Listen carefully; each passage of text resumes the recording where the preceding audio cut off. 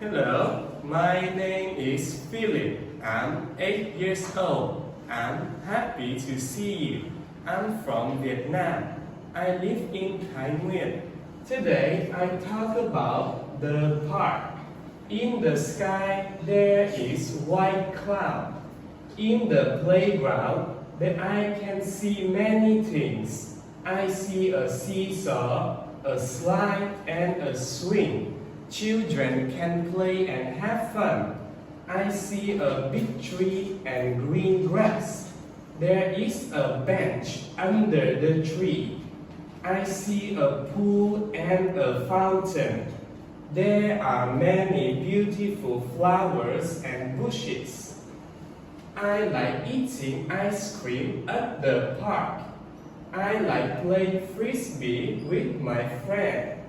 There is a volleyball net near the park. I like playing at the park because it's relaxing and fun.